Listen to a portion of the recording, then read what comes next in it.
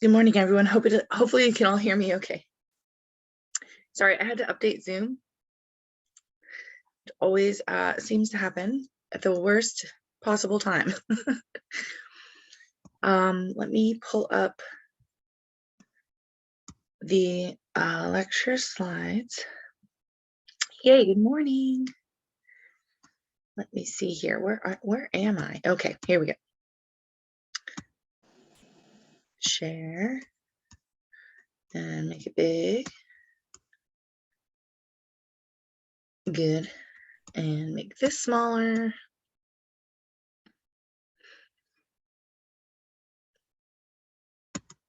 All right.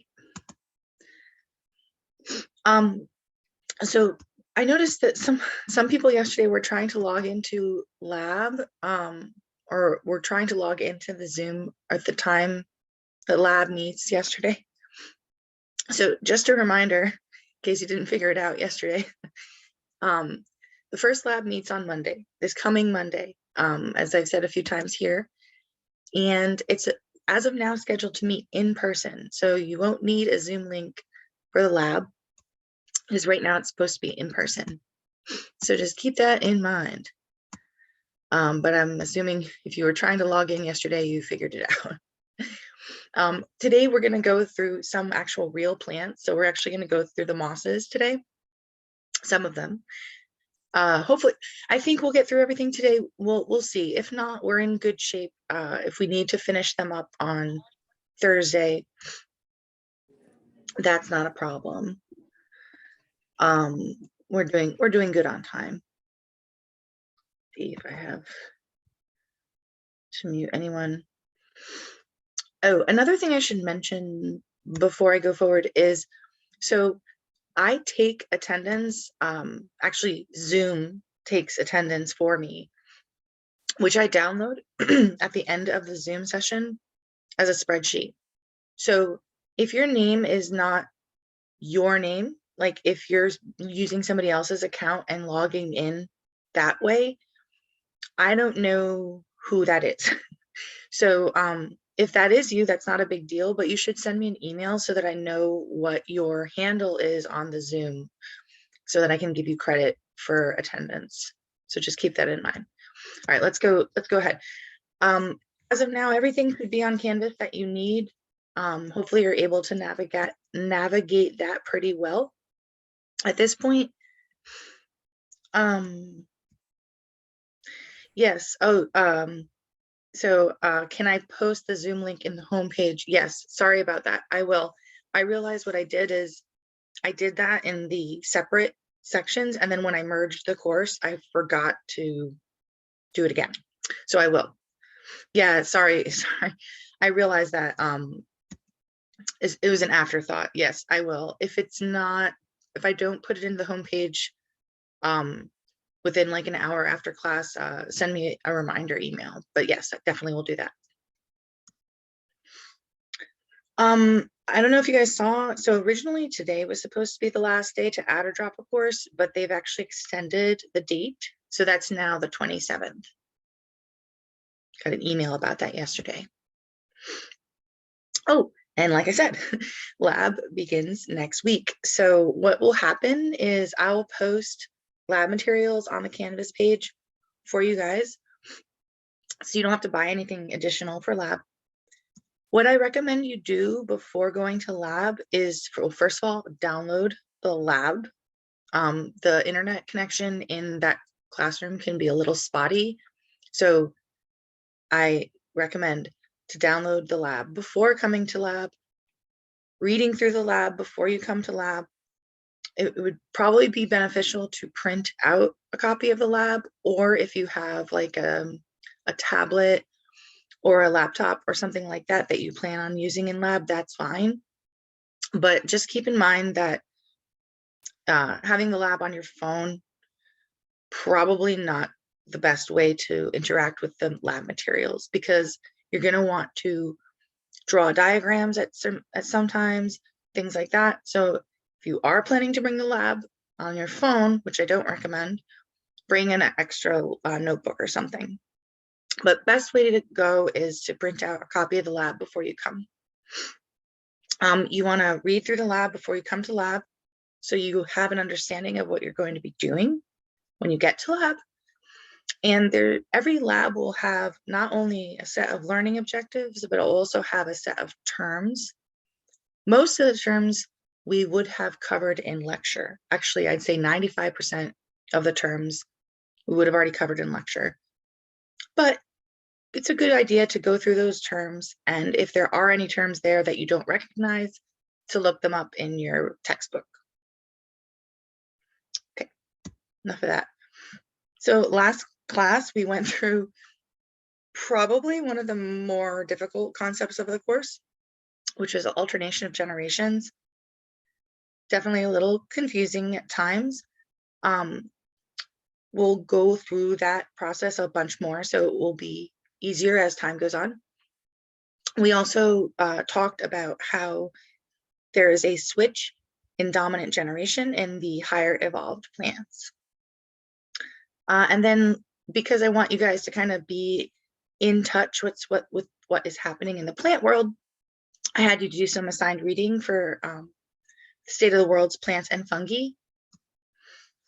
And so similarly to last time, just to kind of get a sense of where you guys are all at with that material, I'm going to do a Zoom poll.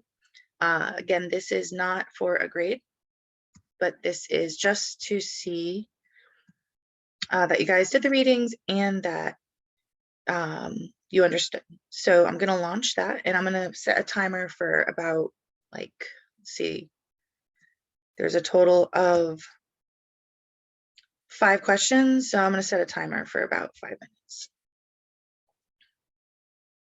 Cool. So you should be able to see the poll now. Please answer the questions. If you didn't read the homework, this is not the time to go pull the homework up.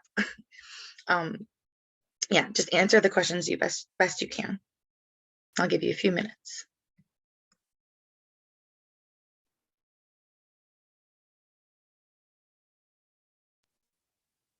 I can't see the poll.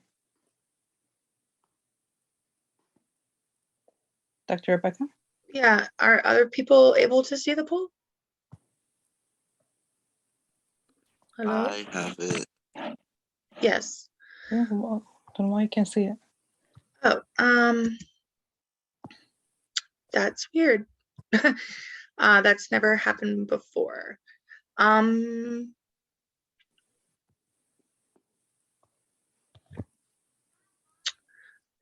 Don't worry about it, Hala. If you can't see it, then you can't do it. Oh. But we'll go through the questions at the end. Sorry about that. I'm not sure why. I was connecting through my phone and then I did my iPad, but I was connecting both ways. So I closed my phone. So I'm not sure if. If you want, because we're going to take a few minutes here, you can maybe try to leave the room and come back in.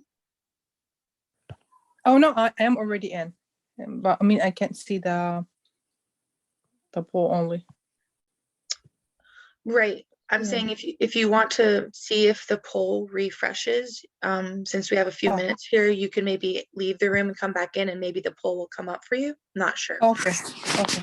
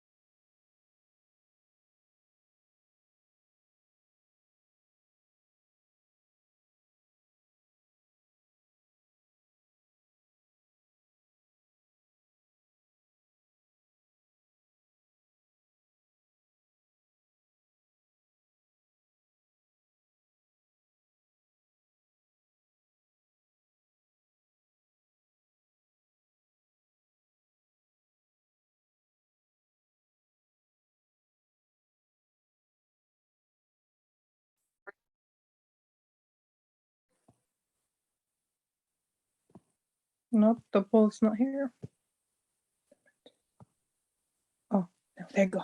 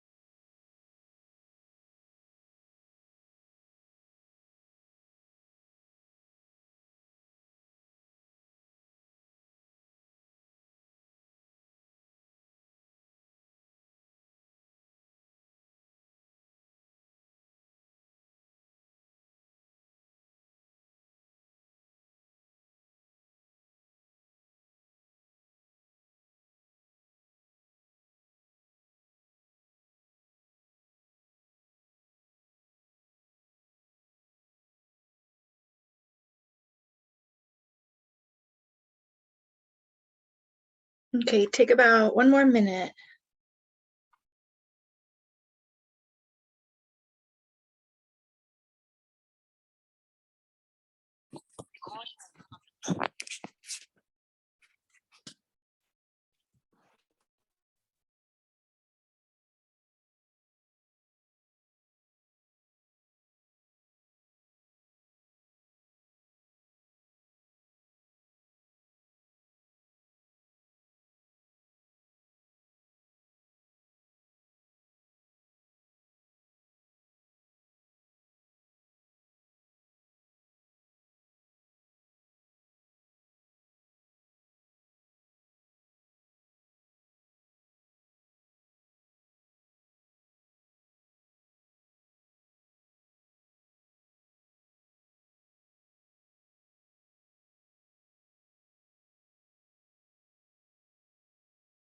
Okay, so let's finish that up here. I'm just going to end the poll so I can share the results.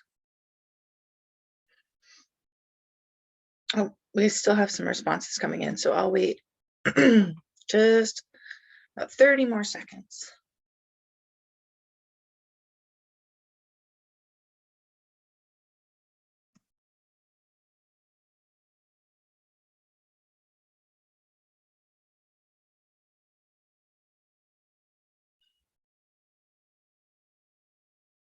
Okay. I'm going to end it. If you didn't get a chance to finish the poll, don't worry. Again, it's not for homework. It's just to, or it is for homework. It's not for a grade. So here, I'm just going to share the results. So the first question was asking about the purpose of the red list of threatened species. Or what is the purpose of the red list of threatened species? I'm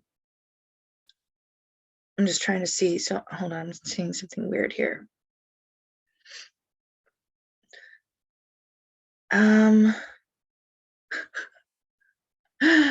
Yes, it's an assessment of species risk of extinction. Yes, sorry, something weird was popping up on my end. Zoom's acting funky today. Okay, plants on the red list don't represent all the species that are actually threatened. Why? That's the second question. And the correct answer was some species are not represented due to biases in the data. The third question, scientists use statistical modeling used by pollsters to improve the accuracy of the red list. What did their model find? And actually, the correct answer for this one was actually that fewer species were actually threatened than originally estimated. So it was actually fewer species were threatened than originally estimated, not more. A loss of a single species can have large impacts. For example, if the last surviving member of a lineage goes extinct, we lose all the evolutionary history of that lineage. That is correct. Let me just see if any of the other ones, sometimes more than one can be right. No. No, it's the obvious answer. And then lastly, what is extinction debt? And how much money? No. A prediction of a species that will eventually become extinct. Yes, so most of you got that except for the one about the wrong estimation. Okay, so thank you for reading that and participating in the poll. So today we're going to finally introduce some real plants. We're going to talk about the bryophytes, which are the non-vascular plants. We're going to go through some of their general characteristics, talk about the gametophyte generation, talk about sexual reproduction, talk about the sporophyte generation. And in particular, we're going to be talking about the phylum Bryophyta, which is the mosses. The true mosses, peat mosses, is who we will cover. And we'll talk a little bit about the ecology and also the economy of peat mosses. Okay. So plants, plants on Earth, right? Where do they come from? How do we have plants on Earth? So plants and green algae are actually similar things in that they share a lot of different characteristics. So some of the things that they have in common are pigments that can do photosynthesis, so chlorophyll A and chlorophyll B, and also pigments called carotenoids. So both plants and green algae have those. Both plants and green algae have starch as their primary food reserve. So when they make sugars via the process of photosynthesis, they store those sugars as starch. And plants and green algae both have cell walls that contain cellulose. So some of you may remember back in your early days of biology of learning about the animal cell versus a plant cell. And one of the main differences between those is that plant cells have something called a cell wall. And the cell wall is made of a substance called cellulose. Green algae also has that. So because plants and green algae have these similar characteristics, and because of additional work such as DNA analysis, we now have the idea that they are closest living relatives, which means that plants and green algae have a common ancestor in the evolutionary past. So basically plants started in the water, as it were, because they basically had a common ancestor. Then we had green algae. And then eventually, though, plants need to leave the water and go onto the land. And so that's what happened. This picture shows kind of maybe like a very primitive, old, millions of years ago kind of idea of what a forest might have looked like in those early days when plants first moved onto land. So based on the fossil record, plants first arrived onto land about 400 million years ago, give or take, right? Give or take. And living on land is way different than living in the water. Majorly different, right? So there's a few different things that allowed plants to actually live on land is versus the water. So one of the things that allowed plants to live on land was they have a cuticle to prevent drying out. We'll see pictures on microscope slides, and in certain cases, you may even see example of cuticle in the lab. But basically, a cuticle is, you can think of us as humans, right?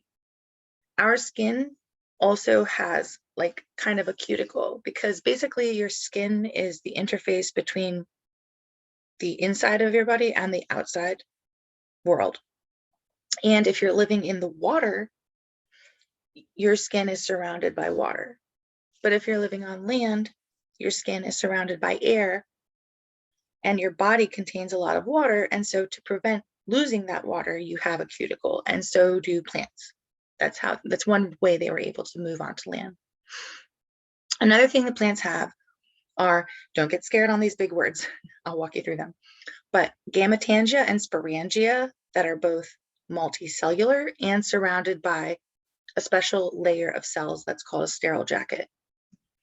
So just so you don't get freaked out on these words, gamete might seem a little familiar, right? And spore might seem a little familiar from our last class. But yes, gamete in this sense refers to gametophyte, right? Or gametes, egg and sperm. And spore refers to sporophyte, or it refers to spores. So this suffix tanga kind of just is a word that means like body. So you could think of it as like a gamete producing body and a spore producing body. So because we're in plants, we're talking about organs on the gametophyte and organs on the sporophyte that create egg and sperm and spores. So organs that produce gametes that are multicellular, organs that produce gametes that are surrounded by a special jacket of cells that is sterile, and likewise, organs that produce spores that are multicellular and surrounded by this special layer of cells. That's all that means. And then likewise, so gamete producing organs are multicellular and protected. Spore producing organs are multicellular and protected. And likewise, the resulting zygote is also going to be better protected from the environment because it's surrounded by tissues, an archegonium. That's because when I say here, gamete producing organs, we learned last time that there were two gamete producing organs that make sperm, which are called antheridia, and there's a refresher slide coming up. And gamete producing organs that make eggs that are called archegonium, and that's where the zygote will eventually be. Okay. So where are we in the plant kingdom, right? We are going to begin in the non-vascular plants. So this is from a part of that roadmap that we saw last time. Bryophytes, sorry, I should just say, yeah. Non-vascular plants, mosses, liverworts, and hornworts. Here's nice little drawings of what these kind of look like. Oops.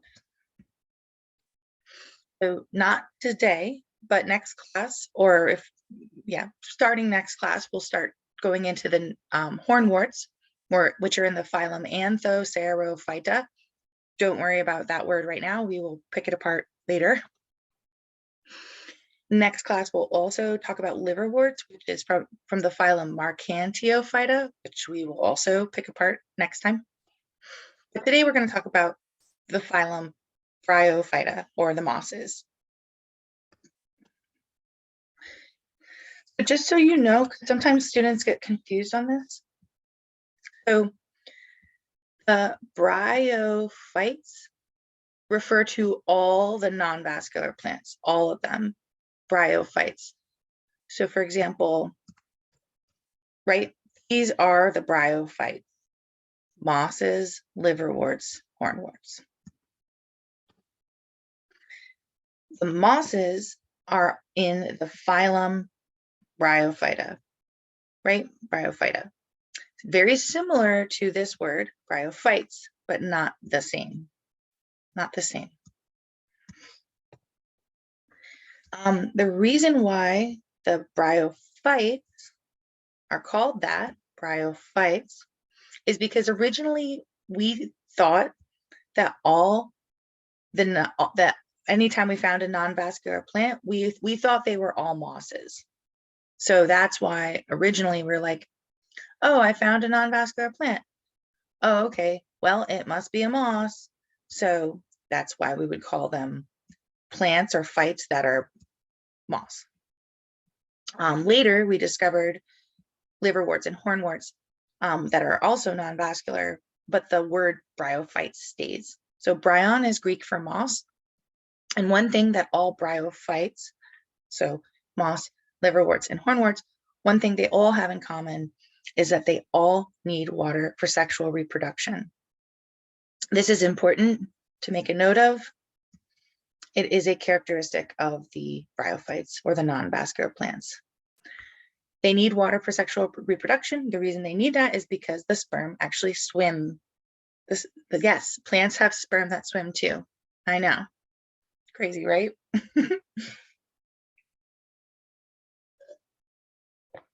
So make a note of that. All right, first let's talk a little bit about non-vascular plants in general. So they are something that we can call pioneer plants. Pioneer plants means that when you have new habitat, so you see here, newly exposed habitat, these pioneer plants are going to be the first plants to kind of show up. Another way to say that in an ecology way is to say that they're early successional. So think of if you have a new island that showed up because of volcanic activity, right? So like there was an underwater in the ocean, a volcano, that volcano erupted, and over time, lava adds up, and then eventually you get islands above the surface of the water, right? Similar to like Hawaii. That's an example of a newly exposed habitat. Brand new rock, nothing on it at all, right? So bryophytes are something that will be one of the first things to show up on that. Another example could be a landslide that strips everything off the surface, right? A really bad fire, right? Burns the entire forest, nothing's left. That would also be an example of a newly exposed habitat. So non-vascular plants are first to show up to a newly exposed habitat, but they're also really able to live in a lot of different habitats. So they can live in the tropical areas, they can live in the deserts. Most of the time you'll find them in moist tropical and temperate forests, but they can really live everywhere. See, some species are adapted to extreme environments. So like I said, deserts, but also in the Arctic, at super high altitudes, like the tops of really high mountains. And some of them even grow as a word called an epiphyte, which is a type of a plant that actually grows on another plant for sunlight. So an epiphyte is not a parasite. It's not a parasite. It just is a plant that grows on top of another plant. We'll see pictures of that going forward. So, but this is a new word, epiphyte. Okay. So let's look at some pictures. So these are, this is a forest from our region. So this is probably taken, I think, either in New York or Connecticut. And just looking here, we can see some bryophytes. So I'll use, I guess, orange. So for example, check out this rock. This rock has a bunch of green stuff on it. That green stuff is bryophytes, probably moss. It's a little too far away to see. Here is an old tree, right? That's on the ground, also covered in green stuff. That's also example of bryophytes on that old tree. Back in the distance here, you see another rock that has green stuff all over it. So those are your bryophytes growing on that too. Oh, look, see another example of the down tree covered in green stuff. And that green stuff is your non-vascular plants or your bryophytes. So to the untrained eye, remember I was saying how like plants and green algae have a shared ancestor, close relatives. To the untrained eye, if you saw this tree growing in the woods and you saw this green stuff on it, you may even think that that's algae, right? Kind of looks a little like algae, right? Grows kind of similarly, at least from far away. When you get close up, you can actually see they're a little bit more plant-like than algae. So this is some peat moss here, a dense mat of peat moss. This is example of leafy liverwort. So all this green fluffy, all the green fluffy Green fluffy is the bryophytes, non-vascular plants. Do I, or no, I don't. Here, actually, this is a group, different group here. So we have a few different things going on here. Here we got some moss. There's some more moss up here. It's kind of green, fluffy, and a little pokey. Look, see here, pokey. There's also some green flat stuff. That's liverworts. And I don't see any hornworts here, but like all these things are different types of bryophytes.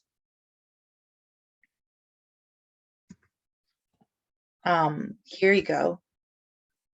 This is all of these green flat things are liverworts. And all the green fluffies around it are the mosses.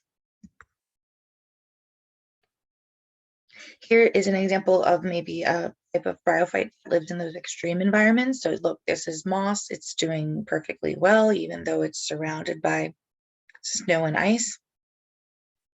Okay, those are just some pictures so you get to see what they actually look like. So I said that the bryophytes need water in order to have the sperm swim, right? They need water for sexual reproduction. But the main characteristic of bryophytes that sets them apart, as you may have guessed, is that they are non-vascular. And what that means is they lack vascular tissue, and in plants, the vascular tissue is xylem and phloem. So the bryophytes are non-vascular, and therefore they lack or do not have xylem and phloem tissues. See? So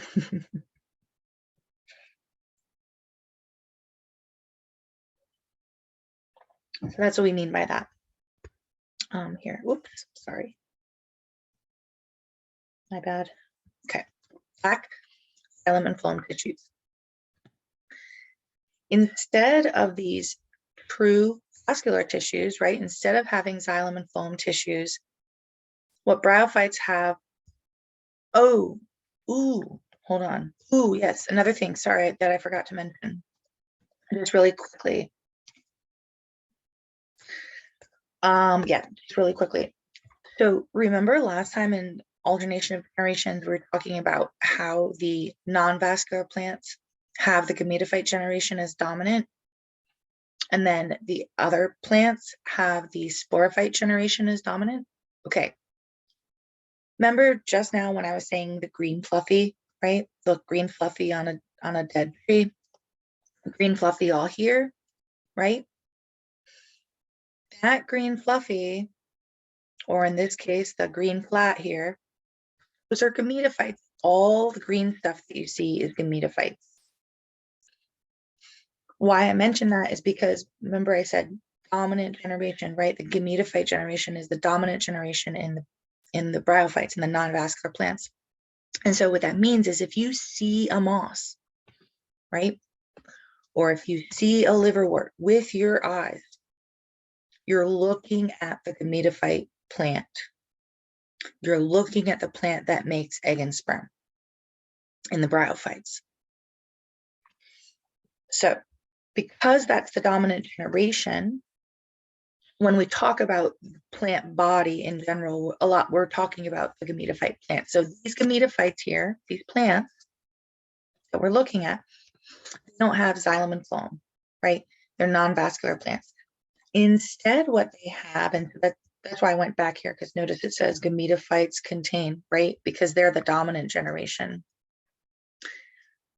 Those green fluffies that we just looked at are the gametophytes. And instead of xylem and phloem, they have other cells that help move things around. So they have hydroids and they have leptoids. Hydroids help move water around. Leptoids help move food around. And then you see here, it says conducting, right? Like in quotation marks, water conducting, food conducting. That's because they don't really conduct. Conduct kind of is like an active thing, like your pipes from your house conduct, wastewater away from your house.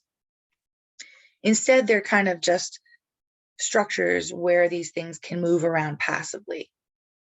But regardless, no xylem and phloem. Instead of xylem, they have hydroids. Instead of phloem, they have leptoids. However, xylem is dead, which we'll learn in a future class. And likewise, hydroids are also dead or non-living.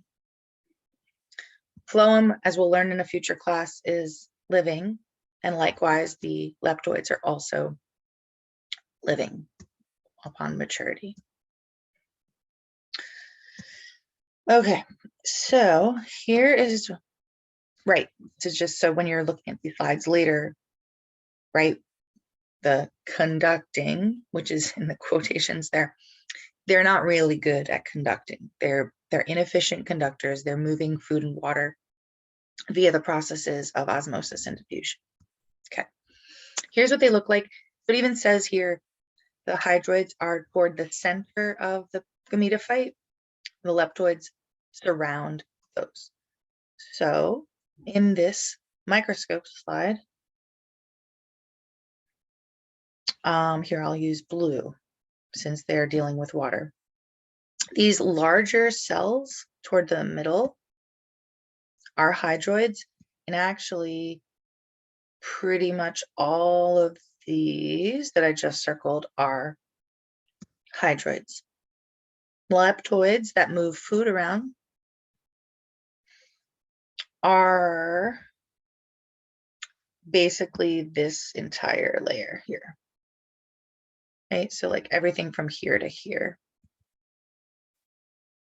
are your leptoids. So those leptoids are going to be moving food around, and those hydroid, remember, like hydrate, going to get hydrated today, right? Water might be a way to remember that. Okay, so there you go. That's from the top. So this is a cross-section view. So picture like if this is a gametophyte plant and I chop it in the middle, and then I kind of like look at it like as if I'm looking like at a straw. This is a longitudinal view, but just to show you, you don't have to worry so much about that, but just so you get oriented, this here is one hydroid cell. And then there's another one here, etc., right? Another one here. And then here's the leptoids, right, are there for longitudinal view. Alrighty, so gametophyte generation is dominant, gametophyte generation non-vascular, gametophyte generation has hydroids and leptoids instead of xylem and phloem. Gametophyte generation in the bryophytes, right, dominant generation. And importantly, Hawa is asking, how can we be able to differentiate between the hydroids and leptoids from the last slide?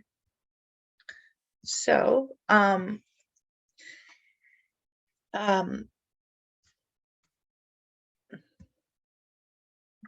guess the easiest way would be, it's this slide's a lot easier because this slide, yes. So the hydroids are bigger. This slide is not stained. If you were to look at them under the microscope slide, a lot of times they would stain different colors. But the way to tell here is that the hydroids in general tend to be larger.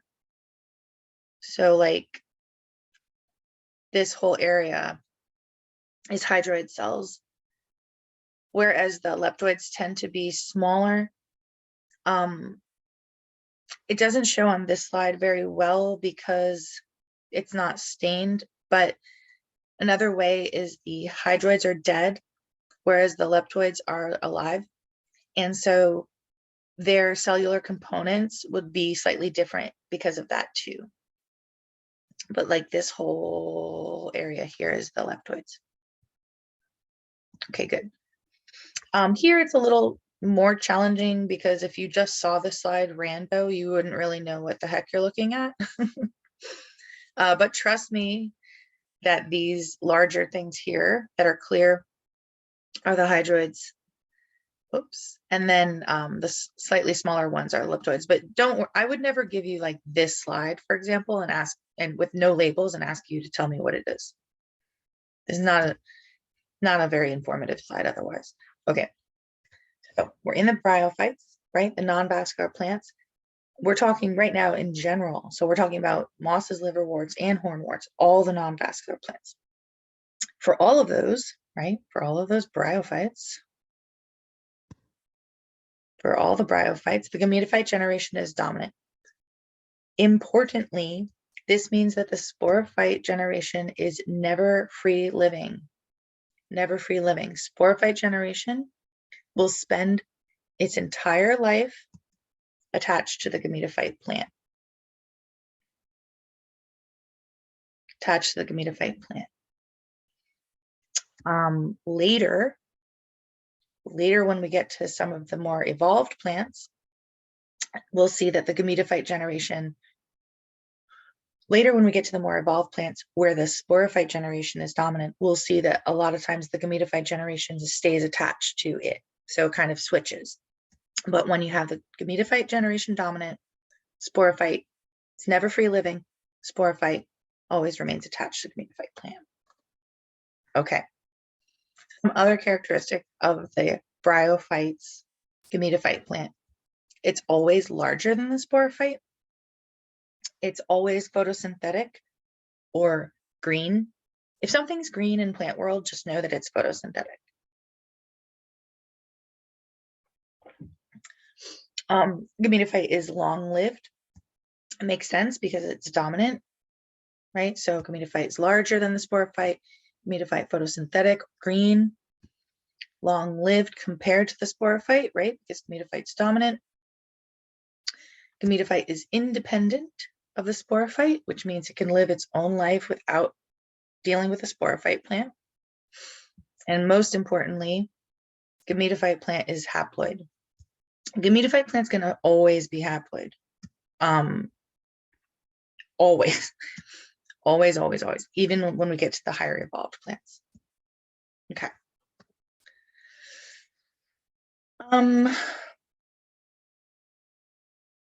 Yes, we're still talking about this in general. We're still talking about just the general gametophyte plant of the bryophytes or the non-vascular plants. We learned last time, so this should be a bit review, right? The scary word gametophyte. Well, it's a phyte or a plant that produces what? Gametes, egg, and sperm, right? A phyte or a plant that produces gametes, egg, and sperm. Gametes, egg, and sperm. And like we learned last time, the eggs are going to be made in the female sex organs, many of which are called archegonia. If you have one, you have an archegonium. If you have many sex organs, we call them archegonia. One egg in each.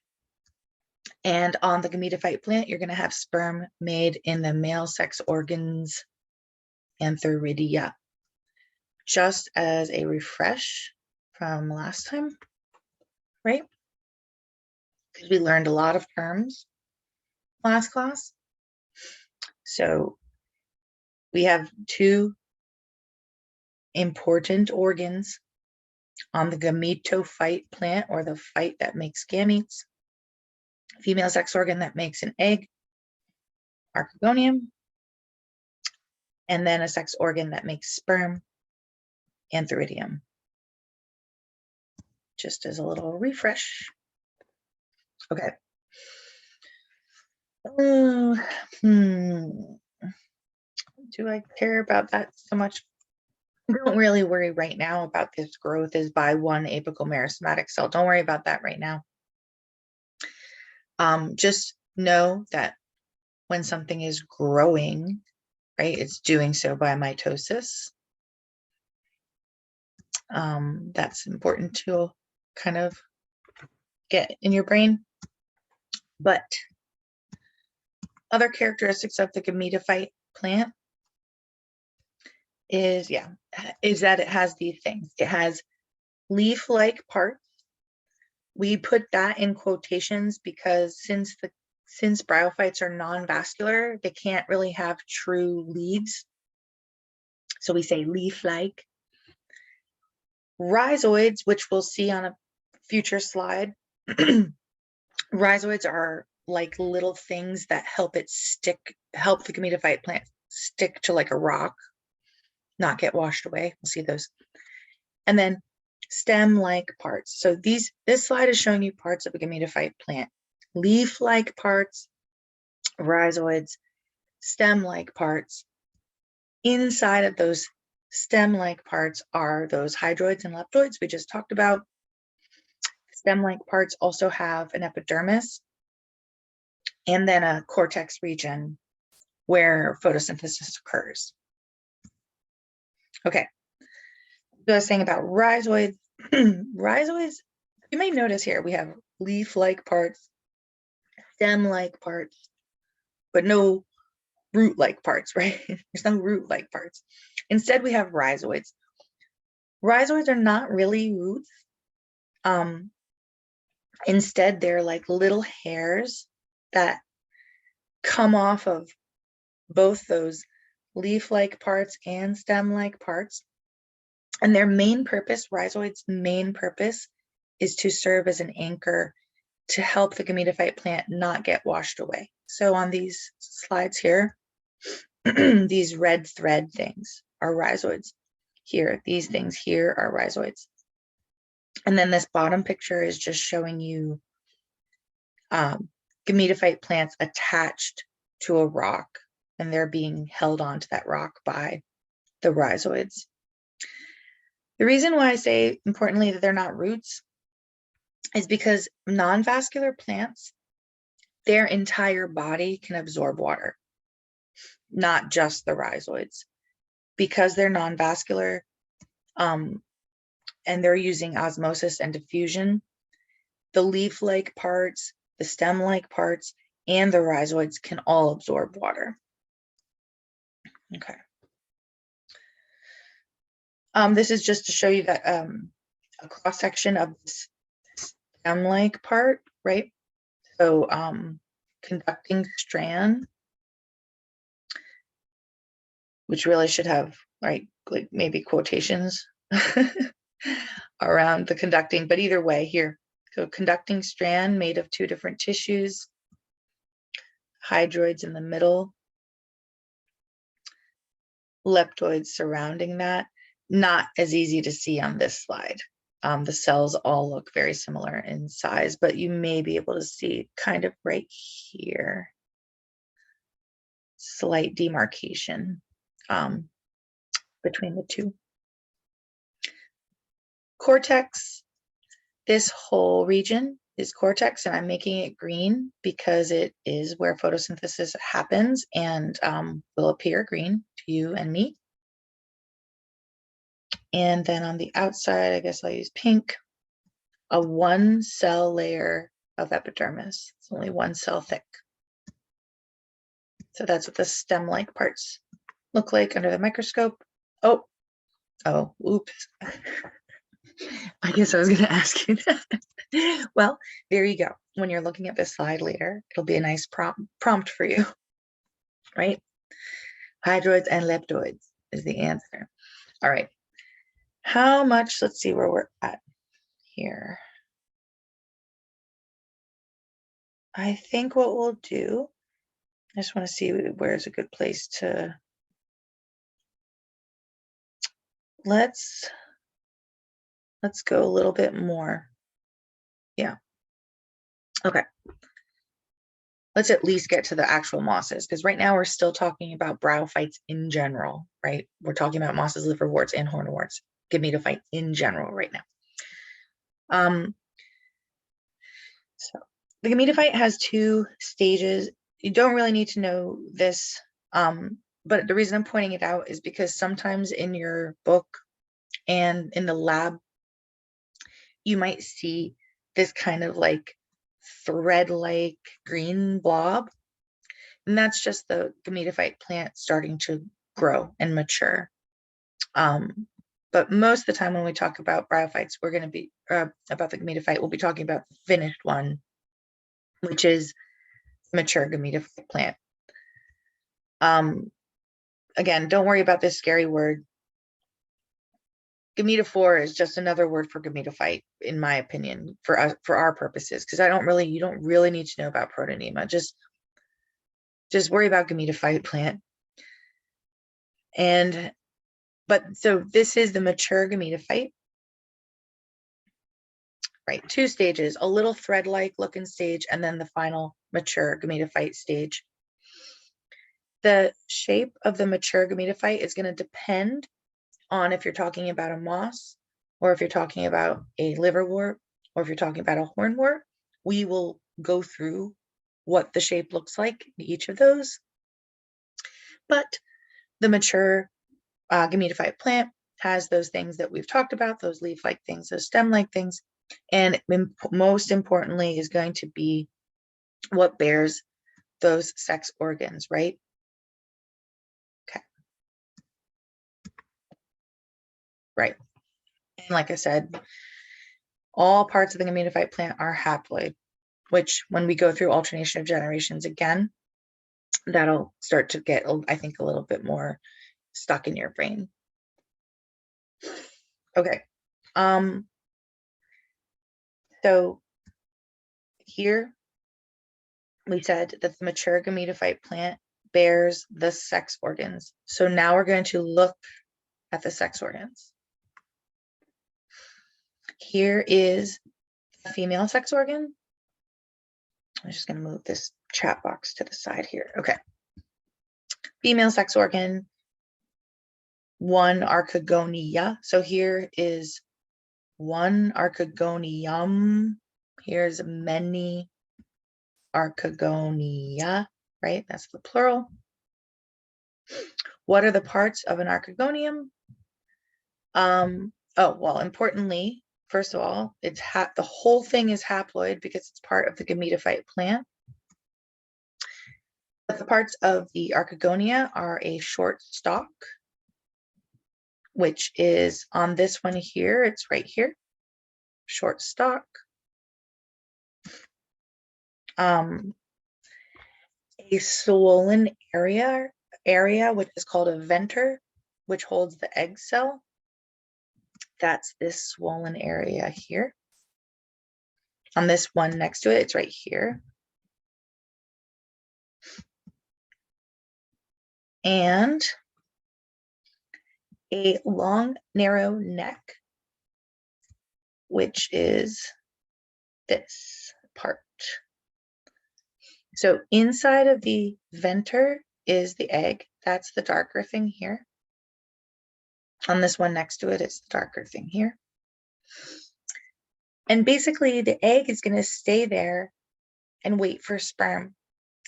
But the neck cells, see here, neck canal cells break down and allow sperm to swim to the egg. So when the egg is ready, there's going to be these cells here in the neck that disintegrate and make a little channel, and that's going to allow the sperm to swim down to the egg. What does the stalk do? The stalk just attaches the archegonium to the gametophyte plant. It's where it's on it. That was the female sex organ. This is a picture of the male sex organ, which also is haploid because it's on that gametophyte plant.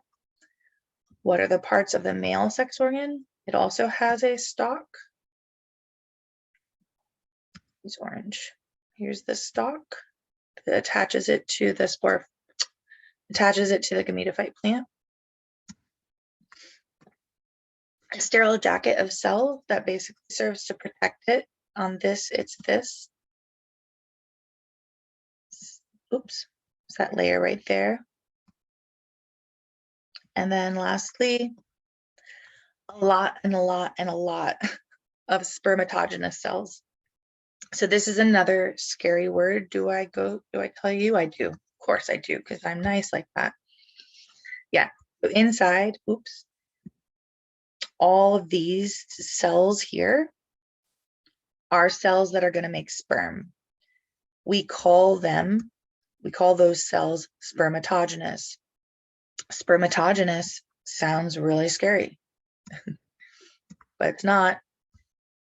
So the word spermatogenous, sperma refers to the word sperm, and genus comes from the word genus, meaning origin. So like you can think of like a genesis, right? The genesis of something, the beginning of something. And so these are cells that are the beginning of sperm. So all these cells inside of, oops, really bad at annotating. All the cells making up the spermatogenous tissue, those spermatogenous cells, each of which is going to produce one sperm with two flagella, allowing it to swim. Okay, I know this is not super exciting, but I'm just giving you the parts of these things so that when we go forward, you can kind of have an idea. All right. So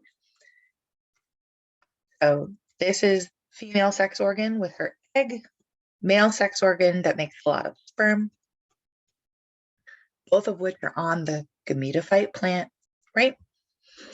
Eventually, water from rain or a river or dew is going to splash and allow the sperm to swim to the egg. And the sperm is actually chemically attracted to the egg. Let's see, hold on. I just want to see how much I want to get into this today. I think I should, just for clarity, I think we should at least, what do we got, 11 o'clock?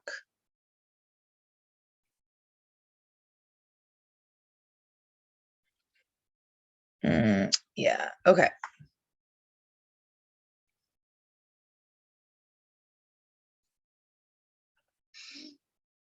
Okay, yeah, we'll go a little bit more. Okay, so eventually sperm is going to swim to the egg via water. That's what this says.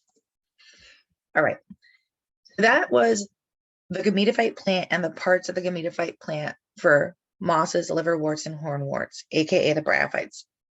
So now let's talk about the bryophytes in a little bit more detail. There's a lot of species of bryophytes. There's over 20,000 species. And these are some new terms for us today too. Again, these are terms that we're going to come across many, many, many, many times. So don't get scared. Some species are what's called monitious. Some species are what's called dioecious.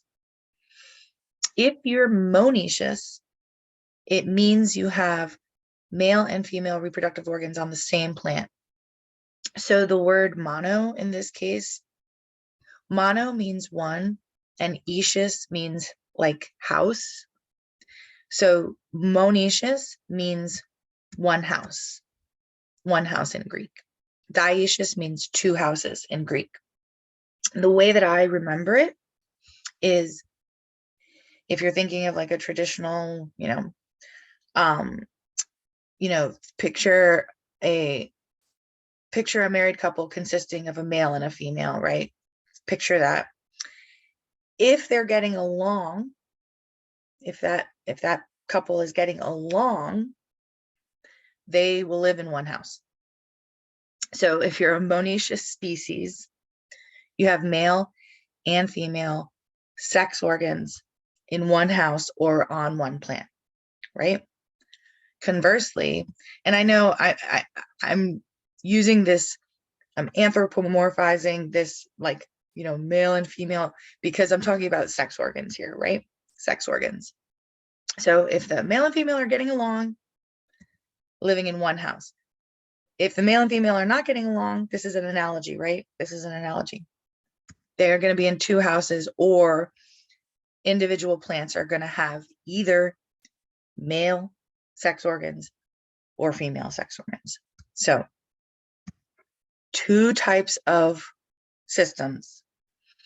Some species are monitious, meaning one house, both male and female sex organs on one plant individual.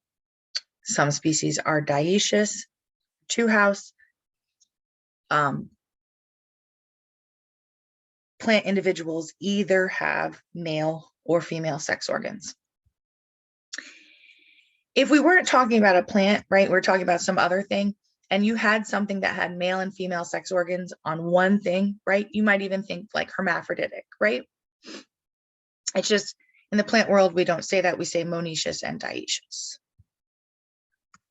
Okay. Again, monitious and dioecious, we will see a bunch of time going forward. So I know today you're kind of like, oh my God, more words, but all these words are going to repeat. So here's a question for whoever's still awake. So, right, we have two generations of plants for the life cycle, right? We have the sporophyte generation, we have the gametophyte generation. So we just learned these terms, monitious and dioecious, which refer to whether or not the plant has both sex organs or one or the other sex organs. So which generation, the sporophyte generation or the gametophyte generation, can we describe as being monitious or dioecious? In other words, which generation has sex organs on it?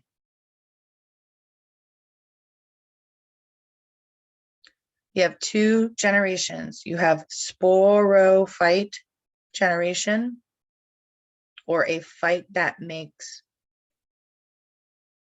and you have gametophyte generation, or a phyte that makes gametes, egg, and sperm, right? So yes, so which generation, if we're saying that, if I'm saying this plant is monitious, this plant is dioecious, if I'm saying that, who am I talking about? I'm talking about whether it has male or female sex organs on it. So I'm talking about the gametophyte generation. Yes, thank you, Anusha, yes. Okay.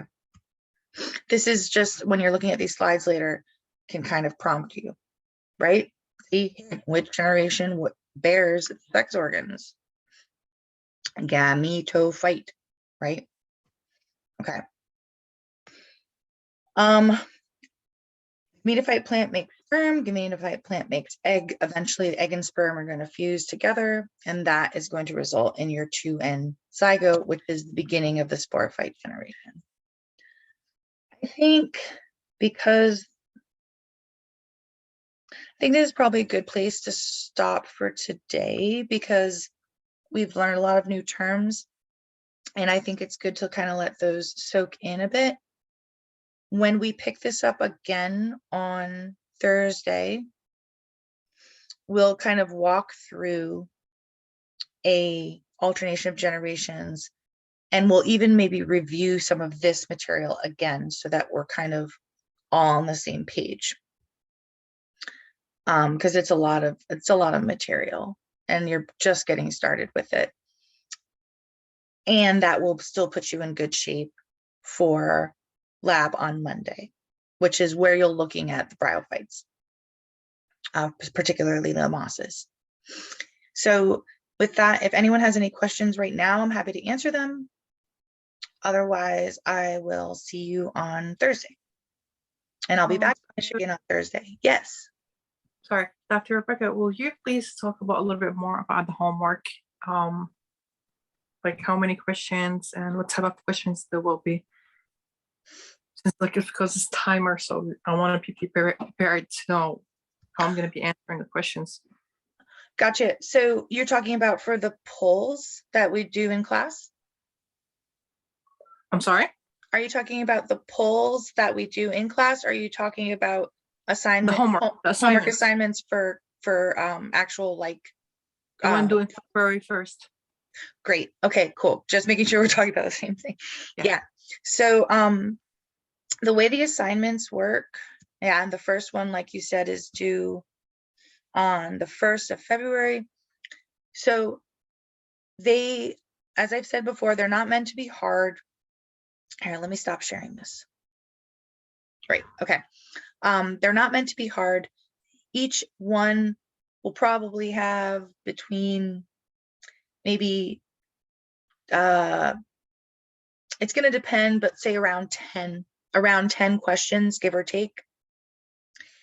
And the assignments will be, so those assignments will be timed. You can think of them kind of like almost like a quiz.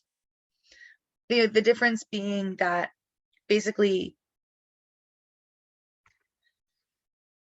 so the assignments will be available for a week leading up to the, so for example, the first assignment is due this coming Monday. The first assignment is due a week from today, and it's already been available on Canvas, I think, as of yesterday.